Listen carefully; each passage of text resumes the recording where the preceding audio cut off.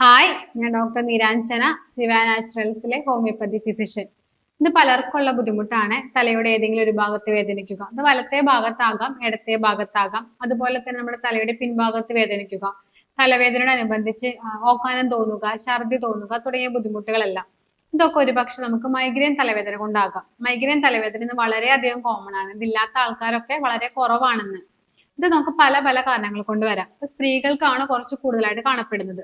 സ്ത്രീകൾക്കൊക്കെ ആണെങ്കിൽ പ്രത്യേകിച്ച് നമുക്ക് പീരീഡ്സ് ആവുന്ന ഒരു സമയത്ത് തുടങ്ങിയിട്ട് പീരീഡ്സ് നിൽക്കുന്ന സമയമാകുമ്പോൾ കുറയുന്നുണ്ട്. അപ്പോൾ അതിന്റെ തീവ്രത കുറയുന്ന ഒരു സമയമാണ് ആഫ്റ്റർ മെനപ്പോസ്. നമുക്ക് മെനപ്പോസ് ആയി കഴിഞ്ഞിട്ടുണ്ടെങ്കിൽ അതിന്റെ തീവ്രത കുറയും.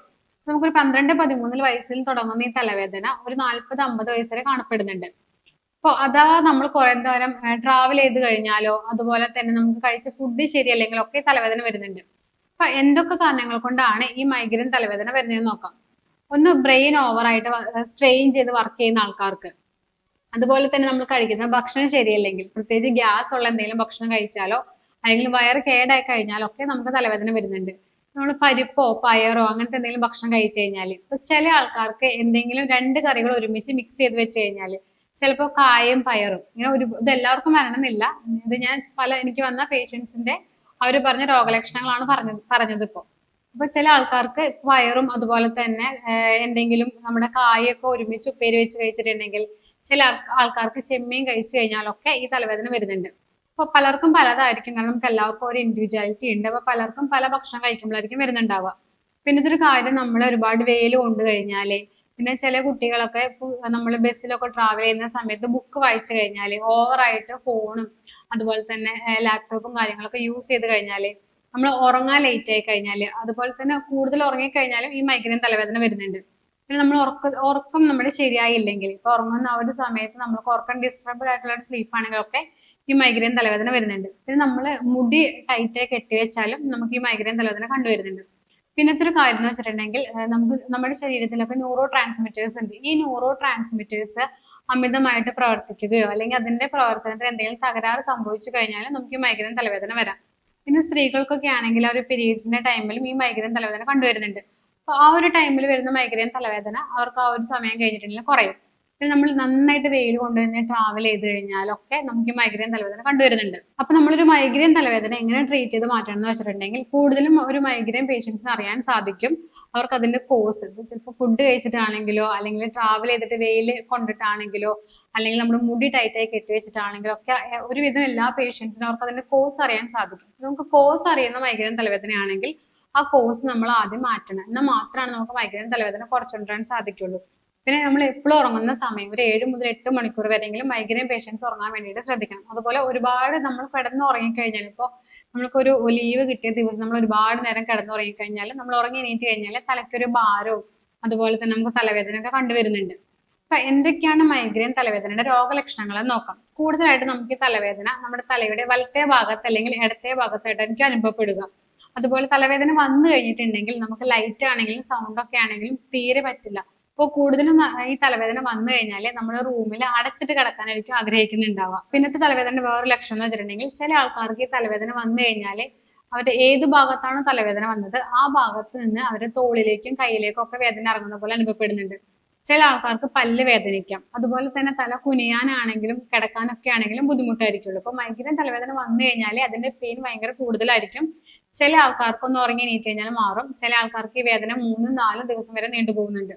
ഈ 3-4 ദിവസം നീണ്ടു പോയി കഴിഞ്ഞാൽ കൂടുതൽ ആൾക്കാരും പെയിൻ കില്ലർ എടുക്കേണ്ടി ചെയ്യും. അപ്പൊ നമ്മൾ സ്ഥിരമായിട്ട് പെയിൻ കില്ലർ എടുത്തു കഴിഞ്ഞാൽ നമ്മുടെ കിഡ്നിക്കാണെങ്കിലും ലിവറിനൊക്കെ ആണെങ്കിലും ദോഷകരമാണ്. നിങ്ങൾ പ്രോപ്പർ ആയിട്ടുള്ള ഒരു ട്രീറ്റ്മെന്റ് എടുത്താൽ മാത്രമാണ് നമുക്ക് ഈ തലവേദന കുറച്ചുകൊണ്ടുവരാൻ സാധിക്കുള്ളൂ. മൈഗ്രെയിൻ തലവേദന കൂടുതലായിട്ട് കാണുന്നത് 4 സ്റ്റേജിലൂടെയാണ്. ഇപ്പൊ ഒന്നാമത്തെ സ്റ്റേജ് എന്ന് വെച്ച് കഴിഞ്ഞാൽ നമുക്ക് തലവേദന തുടങ്ങാൻ പോകുന്ന ഒരു സ്റ്റേജ്, നമുക്ക് ആകെ ഒരു ശരീരത്തിന്റെ ഒരു ക്ഷീണവും അതുപോലെ തന്നെ തലയ്ക്കൊരു ഭാരം തോന്നുക തുടങ്ങിയ ബുദ്ധിമുട്ടുകളൊക്കെ ഉണ്ടാവും. രണ്ടാമത്തെ സ്റ്റേജ് എന്ന് പറയുമ്പോൾ ഓറ. ഈ ഓറ സ്റ്റേജ് വന്നു കഴിഞ്ഞാൽ കൂടുതൽ ആൾക്കാർക്ക് മനസ്സിലാക്കാൻ പറ്റും ഈ അടുത്ത് തന്നെ എനിക്ക് മൈഗ്രെയിൻ തലവേദന വരാൻ പോകുന്നുണ്ടെന്ന്. ഈ ഓറ എന്ന് ഉദ്ദേശിക്കുന്നത് നമുക്ക് കണ്ണിന്റെ ഉള്ളിൽ ഒരു വലയം പോലെ തോന്നുക, അല്ലെങ്കിൽ കണ്ണ് പകുതി വിഷം തോന്നുക. നമ്മളൊരു പേപ്പറൊക്കെ ചുരുട്ടി റോൾ ചെയ്തിട്ടുണ്ടെങ്കിൽ അതിലൂടെ നോക്കുമ്പോൾ നമുക്ക് എങ്ങനെയുണ്ടാവും, അതുപോലെ വിഷൻ കാണുക. ഇതൊക്കെയാണ് ഈ ഓറ എന്ന് നമ്മൾ ഉദ്ദേശിക്കുന്നത്. ചില ആൾക്കാർ നോക്കുമ്പോൾ പെട്ടെന്ന് അവരുടെ മുന്നിലേക്ക് എന്തോ വെള്ളത്തുള്ളി എറിഞ്ഞ പോലെ തോന്നുക. ഇങ്ങനത്തെ ഒരു സ്റ്റേജ് വന്നു കഴിഞ്ഞിട്ടുണ്ടെങ്കിൽ, ഈ ഓറ വന്നു കഴിഞ്ഞാൽ അതിനുശേഷം വരുന്ന തലവേദനയ്ക്ക് തീവ്രത കൂടുതലായിരിക്കും. നല്ല ശക്തമായിട്ടുള്ള തലവേദനയ്ക്ക് ഉണ്ടാവുക. മൂന്നാമത്തെ സ്റ്റേജ് എന്ന് വെച്ചിട്ടുണ്ടെങ്കിൽ തലവേദന വന്നു കഴിഞ്ഞിട്ടുള്ള ഒരു സ്റ്റേജാണ്. നമുക്ക് അതിനോടനുബന്ധിച്ചിട്ടുള്ള ഓക്കാനാണെങ്കിലും ഛർദി ആണെങ്കിലും ലൈറ്റിനോടും സൗണ്ടിനോടുള്ള അവേർഷൻ ആണെങ്കിലും നമുക്ക് കിടക്കാൻ പറ്റാതിരിക്കുക, തലയുടെ പിൻഭാഗത്ത് വേദനിക്കുക തുടങ്ങിയ ബുദ്ധിമുട്ടുകളൊക്കെ കടന്നു പോകുന്ന ഒരു സ്റ്റേജാണ് മൂന്നാമത്തെ സ്റ്റേജ്. നാലാമത്തെ സ്റ്റേജ് എന്ന് വെച്ചാൽ നമുക്ക് തലവേദന വന്നു കഴിഞ്ഞതിന് ശേഷം നമ്മുടെ ശരീരത്തിൽ അനുഭവപ്പെടുന്ന ഒരു ക്ഷീണം, നമുക്ക് എണീക്കാനാണെങ്കിലും അതുപോലെ തന്നെ ഉറക്കം മതിയാവാത്ത പോലെ തോന്നുക, മലബന്ധം തോന്നുക തുടങ്ങിയ ബുദ്ധിമുട്ടുകളൊക്കെ ഉണ്ടാകുന്ന ഒരു സ്റ്റേജാണ് നാലാമത്തെ സ്റ്റേജ്. അപ്പൊ ഈ മൈഗ്രെയിൻ തലവേദന കൂടുതൽ 4 സ്റ്റേജിലൂടെ കടന്നു പോകുന്നത്. ഇപ്പൊ നമ്മൾ ശ്രദ്ധിക്കേണ്ട ഒരു കാര്യം, ഞാൻ പറഞ്ഞു ഈ ഓറ സ്റ്റേജ്. ഈ ഓറ സ്റ്റേജ് നമ്മൾക്ക് നല്ല ബുദ്ധിമുട്ടുണ്ടാകുന്ന ഒരു സ്റ്റേജാണ്. കാരണം പെട്ടെന്ന് നമ്മൾ ട്രാവൽ ചെയ്തുകൊണ്ടിരിക്കുന്ന സമയത്തൊക്കെയാണ് നമ്മുടെ കണ്ണിങ്ങനെ പകുതി വിഷം പോകുന്നുണ്ടെങ്കിൽ നമുക്കത് ഭയങ്കര ബുദ്ധിമുട്ടായിരിക്കും. ഡ്രൈവ് ചെയ്യുന്ന ആൾക്കാർക്കൊക്കെ ഇങ്ങനെ എന്തെങ്കിലും തോന്നിക്കഴിഞ്ഞാൽ നിങ്ങൾ വേഗം തന്നെ നിങ്ങളുടെ വണ്ടി സൈഡാക്കി നിർത്തിയിട്ട് വേറെ ആരെങ്കിലും വിളിച്ചിട്ട് അല്ലെങ്കിൽ വേറെ ഏതെങ്കിലും വണ്ടി വിളിച്ചിട്ട് പോകുന്നതായിരിക്കും നല്ലത്. കാരണം ഈ ഒരു സ്റ്റേജ് വന്നു കഴിഞ്ഞാൽ പിന്നത്തെ വരുന്ന തലവേദനയ്ക്ക് ശക്തിയും കൂടുതലായിരിക്കും, നമുക്ക് ആ സമയത്ത് കണ്ണും കാണാൻ സാധിക്കില്ല. ഇനി നമുക്ക് എങ്ങനെ ഈ മൈഗ്രെയിൻ തലവേദന മാനേജ് ചെയ്യാന്ന് വെച്ചിട്ടുണ്ടെങ്കിൽ, ഞാൻ പറഞ്ഞ പോലെ നമുക്ക് അതിന്റെ കോഴ്സ് അറിയുന്നുണ്ടെങ്കിൽ ആ കോഴ്സ് നിങ്ങൾ കംപ്ലീറ്റ് ആയിട്ട് ഒഴിവാക്കണം. ചിലപ്പോൾ നമുക്ക് ഏറ്റവും ഇഷ്ടപ്പെട്ട ഭക്ഷണം കഴിക്കുമ്പോഴായിരിക്കും നമുക്ക് തലവേദന വരിക. ഇപ്പൊ ചോക്ലേറ്റ് കഴിക്കുന്ന ആൾക്കാർക്ക് അല്ലെങ്കിൽ ഐസ്ക്രീം കഴിക്കുന്ന ആൾക്കാർക്ക്, ഒരുപാട് മധുരം പലഹാരങ്ങൾ കഴിക്കുന്ന ആൾക്കാർക്കൊക്കെ മൈഗ്രെയിൻ തലവേദന കണ്ടുവരുന്നുണ്ട്. ഇത് എല്ലാവർക്കും വേണമെന്നില്ല. ചില ആൾക്കാർക്ക് ചീസ്, ബട്ടർ, ചോക്ലേറ്റ് ഒക്കെ കഴിച്ചാൽ അന്ന് വൈകുന്നേരം ആകുമ്പോൾ തലവേദന തുടങ്ങും. അതുപോലെ തന്നെ ചില ആൾക്കാർക്ക് ചെമ്മീനൊക്കെ കഴിച്ചു കഴിഞ്ഞാലൊക്കെ തലവേദന തോന്നുന്നുണ്ട്. അപ്പൊ നിങ്ങൾക്ക് ആ ഒരു കോഴ്സ് അറിയുന്നുണ്ടെങ്കിൽ മാക്സിമം നിങ്ങൾ ആ കോഴ്സ് കുറച്ച് കൊണ്ടുവരാൻ വേണ്ടി ശ്രമിക്കണം. അതുപോലെ തന്നെ ഗ്യാസ് ഉണ്ടാക്കുന്ന എല്ലാ ഭക്ഷണങ്ങളും മാക്സിമം കഴിക്കുന്നത് കുറയ്ക്കുക. അപ്പൊ പയറ്, പരിപ്പ്, കിഴങ്ങ് വർഗ്ഗങ്ങളൊക്കെ നിങ്ങൾ കഴിക്കുന്നത് കുറയ്ക്കുക. ഇത് കഴിയുന്നത് രാത്രി നിങ്ങൾ കഴിക്കാതിരിക്കുക. രാത്രിയൊക്കെ നിങ്ങൾ കിടക്കുന്നതിന്റെ ഒരു 1.5 മണിക്കൂർ അല്ലെങ്കിൽ 2 മണിക്കൂർ മുന്നേ ഭക്ഷണം കഴിക്കണം. രാത്രി കിടക്കുന്ന സമയത്ത് മാക്സിമം ഫോൺ ഉപയോഗിക്കാതിരിക്കാം. പുറത്തൊക്കെ പോകുമ്പോൾ നല്ല വെയിലുള്ള ക്ലൈമറ്റ് ഒക്കെ ആണെന്നുണ്ടെങ്കിൽ നിങ്ങൾക്ക് പറ്റുമെങ്കിൽ നിങ്ങൾ കുട യൂസ് ചെയ്യുന്നതായിരിക്കും നല്ലത്. പിന്നെ കണ്ടിന്യൂസ് ആയിട്ട് ഒരു കമ്പ്യൂട്ടറിന്റെ മുന്നിലേക്ക് വർക്ക് ചെയ്യുന്ന ആൾക്കാരാണെങ്കിൽ ഒരു 5-10 മിനിറ്റ് ബ്രേക്ക് കിട്ടുമ്പോൾ നിങ്ങൾ തല ഒന്ന് വലത്തെ സൈഡിലേക്കും ഇടത്തെ സൈഡിലേക്കും ഒന്ന് ആക്കിയിട്ട് റൊട്ടേഷൻ ചെയ്യുന്നത് നന്നായിരിക്കും. കാരണം നമുക്ക് അവിടുത്തെ മസിൽസ് ഒക്കെ ഒന്ന് റിലാക്സ് ആകാൻ വേണ്ടിയിട്ടാണ് ഇങ്ങനെ ചെയ്യുന്നത്. അതുപോലെ തന്നെ നിങ്ങൾ കൂടുതൽ ഉറങ്ങാതിരിക്കാൻ വേണ്ടിയിട്ട് ശ്രദ്ധിക്കണം. കൂടുതൽ ഉറങ്ങാതിരിക്കാൻ വേണ്ടി ശ്രദ്ധിക്കാന്ന് പറയുന്ന കാരണം, നമ്മൾ ഒരുപാട് ഉറങ്ങിക്കഴിഞ്ഞാൽ നമുക്ക് തലവേദന വരും. നിങ്ങൾ കൂടുതലായിട്ട് ഉറങ്ങാതിരിക്കാൻ വേണ്ടി ശ്രദ്ധിക്കണം. പിന്നെ തലവേദന വന്നു കഴിഞ്ഞാൽ തന്നെ, അല്ലെങ്കിൽ നിങ്ങൾക്ക് തലവേദന വരുന്നുണ്ടെന്ന് തോന്നുന്ന നിമിഷം തന്നെ നിങ്ങൾ ആ കോഴ്സ് ഒക്കെ ഒഴിവാക്കി സൗണ്ട് ലൈറ്റ് ഒക്കെ മാക്സിമം ഒഴിവാക്കിയിട്ട് ഏതെങ്കിലും റൂമിൽ റെസ്റ്റ് ചെയ്യുന്നതായിരിക്കും നല്ലത്. പിന്നെ നിങ്ങൾ മാക്സിമം ഈ തലവേദനിക്കുന്ന ആൾക്കാരാണെങ്കിൽ അവരുടെ മുടിയൊക്കെ ടൈറ്റ് ആക്കിയിട്ട് കെട്ടാതിരിക്കാൻ വേണ്ടി ശ്രദ്ധിക്കാം. ഇങ്ങനെയൊക്കെ നോക്കിക്കഴിഞ്ഞാലാണ് നമുക്ക് തലവേദന കുറച്ചു കൊണ്ടുവരാൻ സാധിക്കുള്ളൂ. പിന്നെ മൈഗ്രെയിൻ പോലത്തെ ഒരു തലവേദന ആയതുകൊണ്ട് തന്നെ നമ്മൾ പെട്ടെന്ന് ഒരു ദിവസം കൊണ്ടോ അല്ലെങ്കിൽ പെട്ടെന്ന് ഒരാഴ്ച കൊണ്ട് നമുക്ക് ട്രീറ്റ് ചെയ്ത് മാറ്റാൻ പറ്റില്ല. കണ്ടിന്യൂസ് ആയിട്ട് അതിന്റെ കോഴ്സും കാര്യങ്ങളൊക്കെ മാറ്റി നല്ലപോലെ മെഡിസിൻ കഴിച്ചാൽ മാത്രമാണ് കുറച്ചുകൊണ്ടുവരാൻ സാധിക്കുള്ളൂ. അപ്പോൾ മൈഗ്രെയിൻ തലവേദനയ്ക്ക് നമ്മൾ കണ്ടിന്യൂസ് ആയിട്ട് 2-3 ചിലപ്പോൾ 6 മാസമൊക്കെ മരുന്ന് കഴിക്കേണ്ടി വരും. എന്നാലാണ് അത് കുറച്ചുകൊണ്ടുവരാൻ സാധിക്കുള്ളൂ.